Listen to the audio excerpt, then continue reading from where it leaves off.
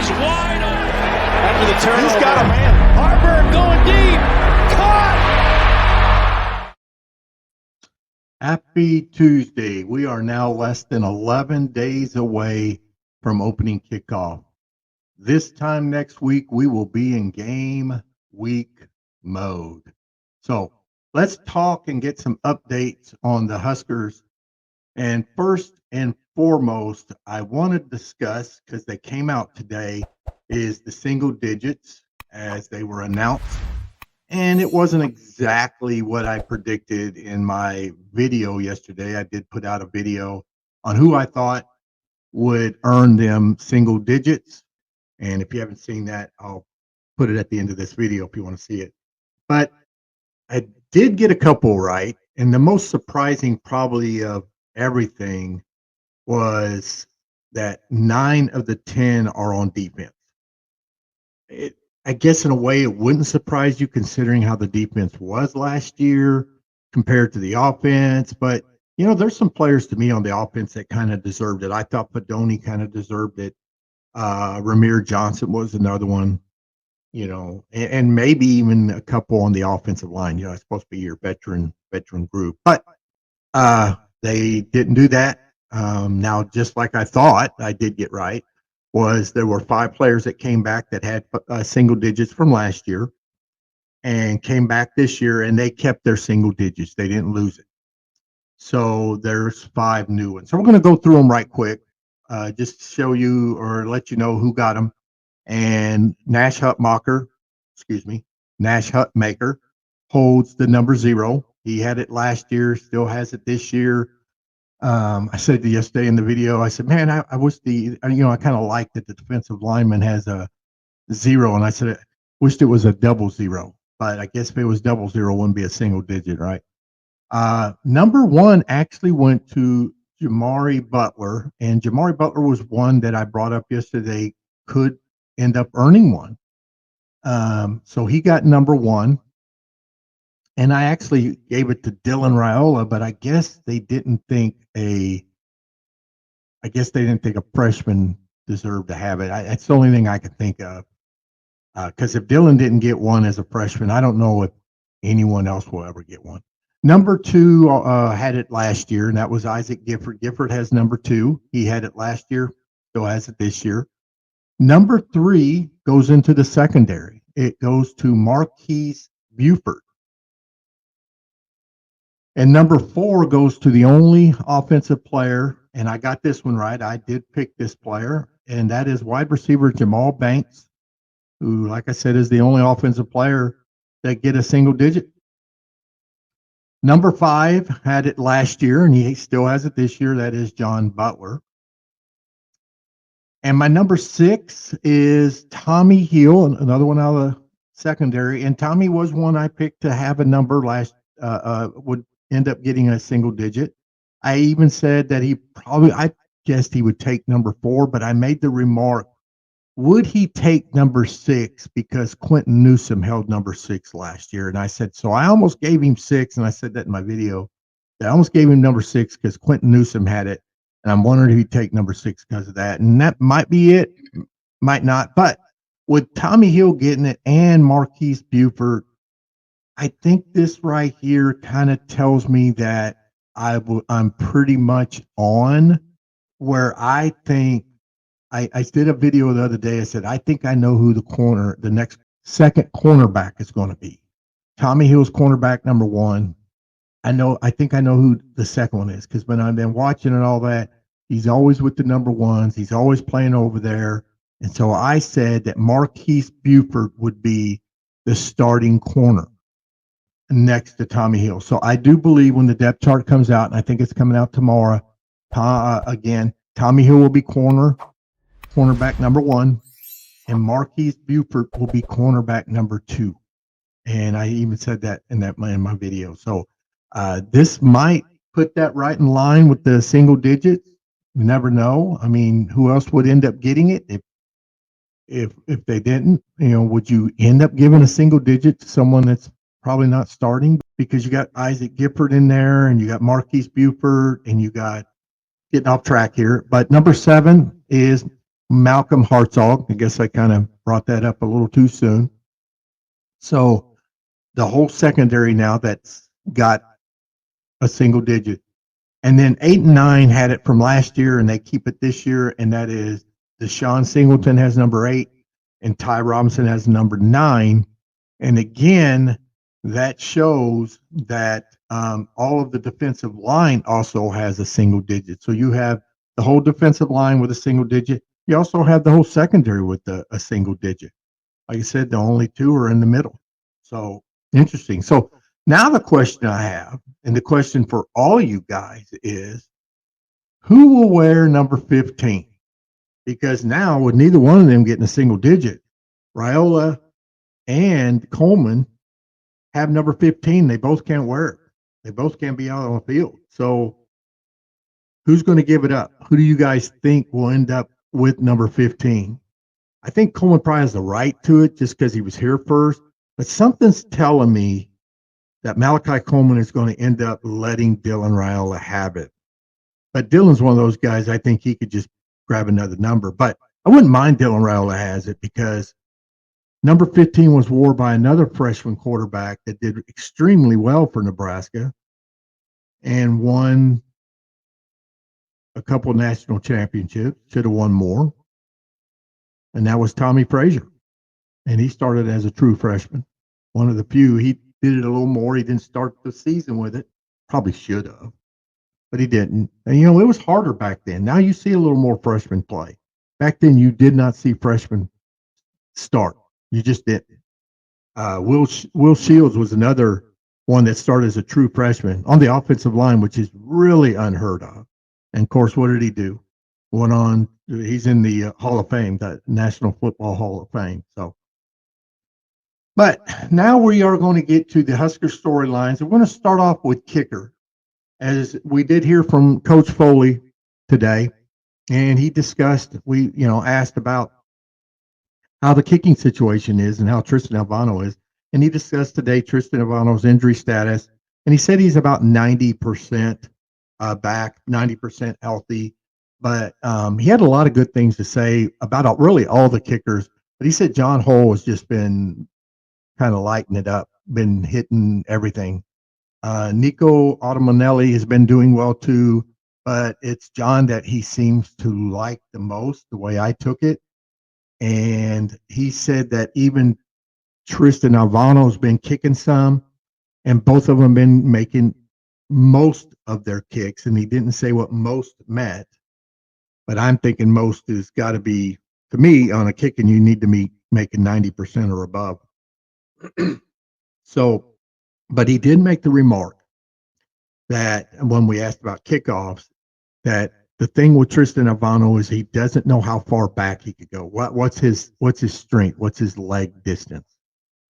And so because of that, Brian Buschini's been doing kickoffs. And he also talked about probably in the next couple of days, they're going to have to decide on a starting kicker, and it's down to a competition. He made the remark, it's always a competition, especially when it comes to kickers. But he said it's down to Tristan Albano and John Hull. Now, Nico is not in this, so it's just down to them two kickers. And so would they go into game one with two kickers? Would you do that? Don't think so. I'm just kind of wondering if now John Hull's not going to get that starting job for game one because he's just been lighting it up. He's been, let's put it this way, you can't be any more than he was when he went to them camps because he went to two of Rule's camps and he's been lights out every time he went. And they said it ain't just coincidence. He's not your typical walk-on. And to me, I got a feeling John Hull's probably going to grab this position, and he's probably not going to let go. Does that mean Tristan stays? They're both Nebraska guys, really. I could see them both staying, but do they? Because when you now have a roster limit, I doubt you're going to waste one with two kickers. You're not going to have, it's bad enough you got to have a kicker and a punter. I wouldn't mind having one that could do it both. But then you got to have one. Do you have to have one on there just in case somebody gets hurt. But do you want to waste it? You do have a lot of spots. You know, you got 120 players. You don't really want to need 120 players. And if I'm not mistaken, it's 120 still in the season, right? I don't think they narrow it down from that. But even if you narrow it down to 85, playing wise, I think back then you could only go on the road with 80. When you were at home, you could play whoever you have. But I got a feeling John Hole's going to get that. One, because Rule has always been this way when it comes to injuries. He always kind of gives the player a little extra time. They're released to play, but he always gives them a little extra time, mainly when he can. I don't think it's going to be any different here with the kicker, but it's still up in the air who's going to get it. And my gut feeling it's going to be John Hole, and he'll probably get that nod for game one. But Foley did say it was always a competition and that you never know. He also talked about special teams and kick return and punt return, and he stated that IGC has kind of locked down one of them spots. He was actually the backup last year. He knows what to do. You got to think that's usually the issue, because he talked about Ja'Cory Barney just tearing it up, just all out, doesn't hold back, does it every time he goes out there. The one thing that Barney's got to learn is what he needs to do at certain situational times. Kind of like if you're down by the goal line, something like that, what do you need to do? IGC has that, definitely the number one, has the most experience, so he's your number one.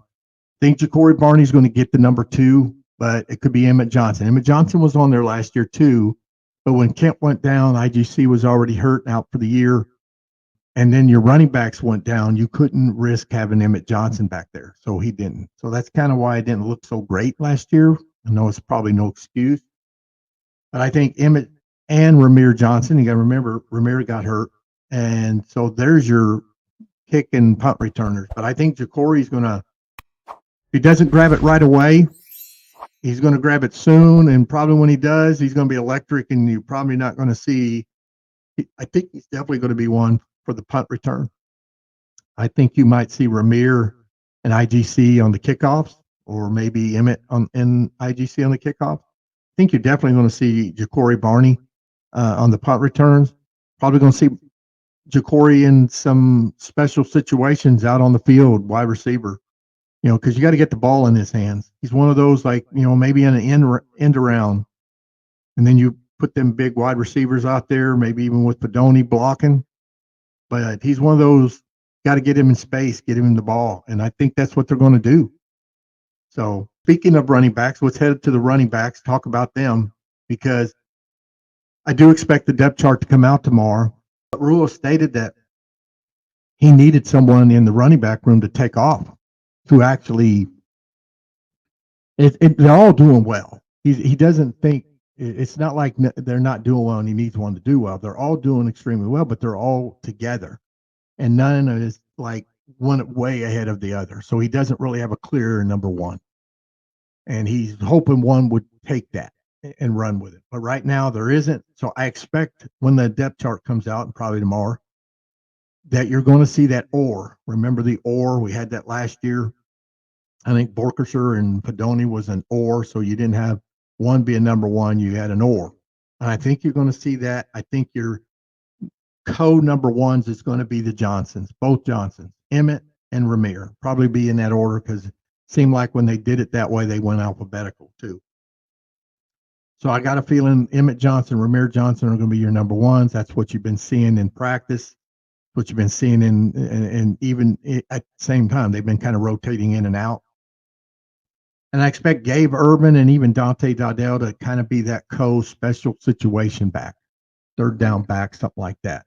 Now, don't get me wrong, Gabe could earn that starting position, but I just think with the injury and all that, that's probably the way it's going to start out. Doesn't mean he can't earn it or take over it, you know, depending. Then it's depending who does it. Then you kind of see who's, maybe someone takes that jump and that leap during the season, during a game. You know, sometimes people play better at the game than they do when they practice. So you might get that one person in, but right now that's what I feel like. Pretty much that's what's going to happen. But right now there ain't no clear cut starter, so we ought to see that.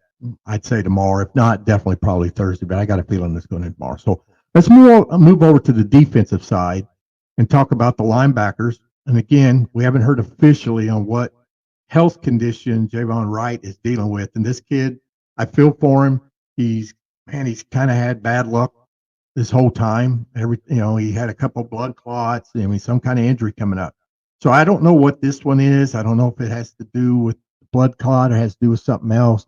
Again, it was just considered as a health condition, which could be anything. The only thing I could recommend is has to do with health. I can't imagine it would be anything else, but it could be mental health. But when we talked to this young man, Javin always said that, he's strong mentally and nothing's going to shake him when it comes to that. So I do expect now because Rule does have some good talent at the linebacker, so they're going to be okay. They're not as good as Javin Wright, and I was looking forward to seeing him play this year. He kind of built up his body and all that. It would have been great. These others are good, but they're not. They don't cover as well. Let's put it this way. So you're definitely going to hurt not having Javin Wright, and it doesn't mean he's gone for the whole year. It's indefinitely, which means he could come back or he might not come back. So it really depends what this is. But I expect Micah Bear probably to take over as your starter with Vincent Shavers and Stephon Thompson getting plenty of playing time, rotating in and out with Bear. But I expect Bear probably be the starter.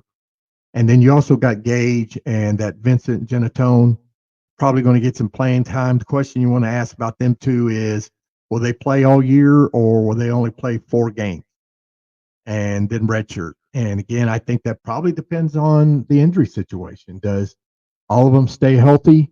Does Javin Wright out for the whole year? Does he come back? Does anyone else get hurt? That's probably what's going to decide that. Question is, do you get them in there early or do you leave them out just in case and then maybe play them at the end or play one, like maybe first 4 games, the other one, the last 4 games, just in case you need it.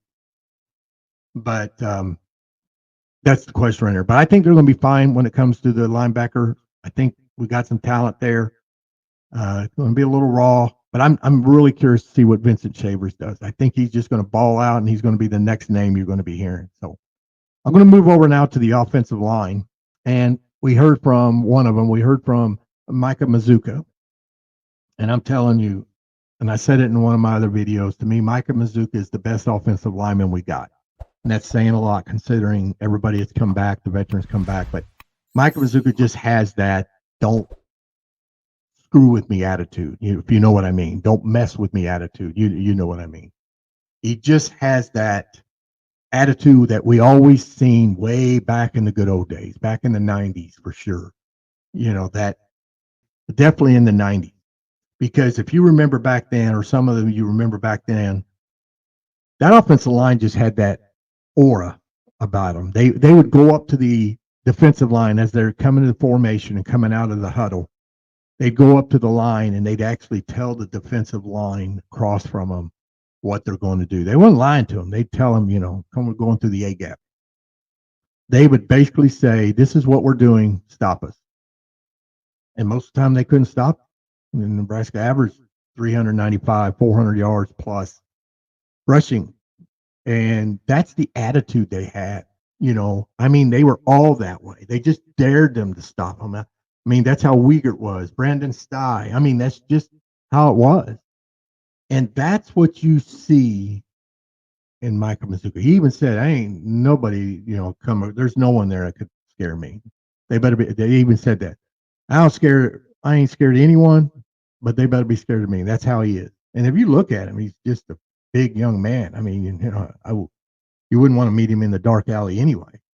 And he just has that aura. And I'm hoping that that he has and that he's going to show this season, hopefully this rubs off on the rest of the offensive line, because to me, that's what's missing. You got plenty of experience, but need that grab a hold and go, it ain't time to go to knitting class. It's time to go out there and wrestle.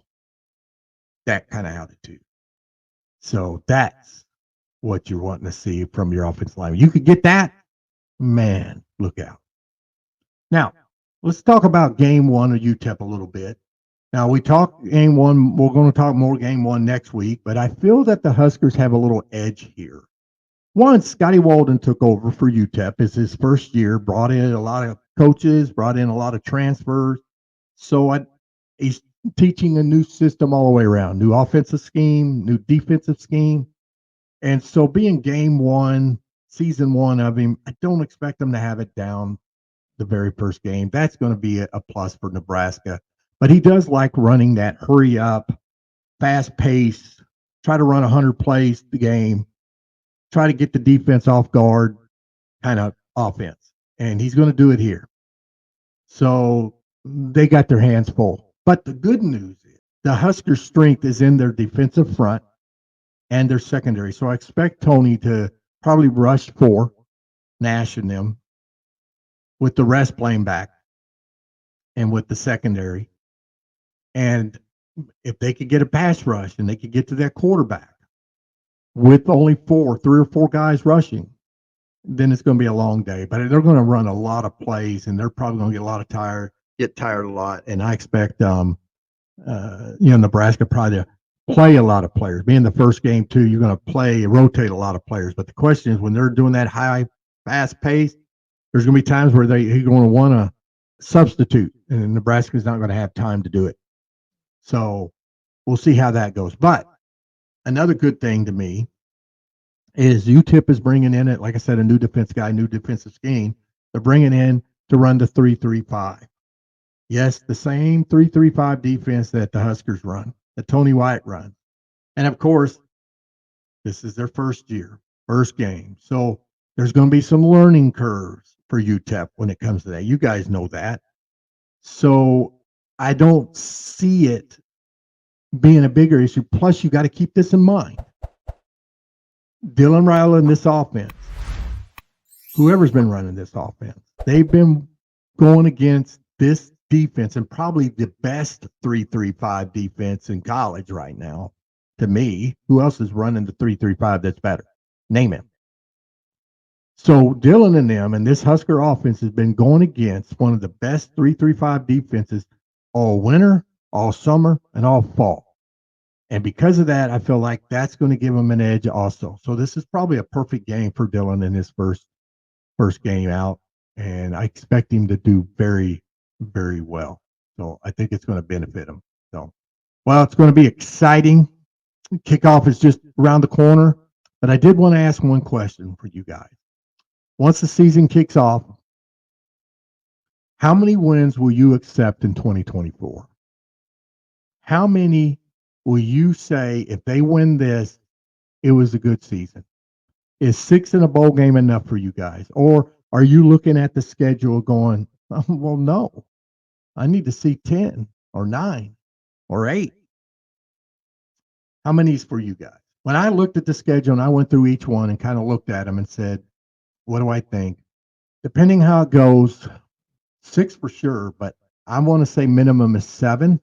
6 for sure. And again, I don't know what injuries are going to look like. Who's going down? Who's not? What if you lose Dylan Riley right off the bat? What do you expect then? So it depends on injuries, kind of like last year. But if not, I think 7 to me would be minimum. If you stay healthy and all that, this schedule, and if you won 7, I'm trying to figure out, will I be okay with 7? I don't know. Depends. How did I play in them 7? Did I get my butt whipped by Ohio State and USC? Or was they competitive again? Maybe lost it close again. Because you got to think, USC, Ohio State, and Iowa are all on the road. So what if you go in there and lose all 3 by 4 points or less, 3 points or less, and then we're the only 3 losses and you go 9-3? So my minimum is probably 7, but I'm expecting 8. No fewer than 8. That's my expectation. Mine is 8. Depending if there's injuries and all that, mine is 8. And like I said, if for some reason, if they could win 9 or more, they would overachieve. I think we'd all be ecstatic if they won 9 or 10 games, or definitely more. You would feel like they overachieved. Now, someone did say to me, well, if they win 9 games, they're making the playoffs. I don't know about that. I don't think so. And it also depends on who you beat. If you played and lost to Ohio State, USC, and Iowa, and that was your 3 losses, you were 9-3, would you make the playoffs?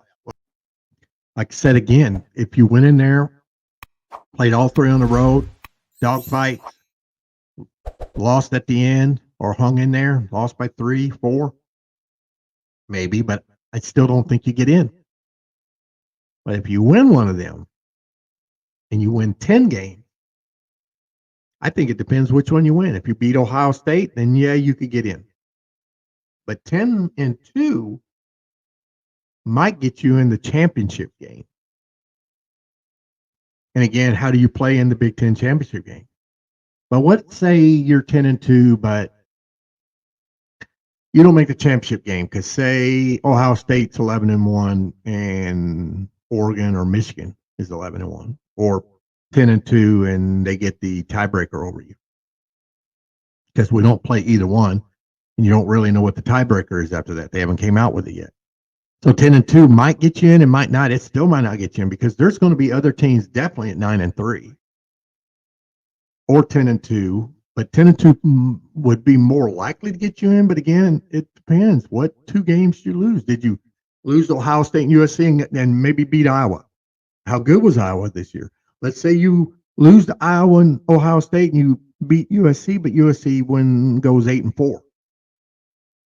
So I don't know if that's going to be it. So I just don't think it's going to be enough. I just don't think 10 wins even going to do it. I definitely don't think 9 is going to do it. But win 10 and maybe you're in. So what do you think? Do you think 10 would do it? Do you think 9 would do it? I just don't think 9 do it. But what do you guys think? Tell me what you think. If 9 would do it or if definitely 10 would do it for you. So that's kind of the question you need to answer for me, if you don't mind. So it's time now just to get excited. It's like we're just maybe a week and a half away. This is how you do it. Take it as the season has already started. And this weekend is the bye, because that's where we're at. We're already in the season. We got a bye this week, and then we play the next week. So don't forget to subscribe and like the video, as it really does help this video go out to all the other Husker fans. And I always appreciate it when you guys do that. Till that next video, guys, go Big Red.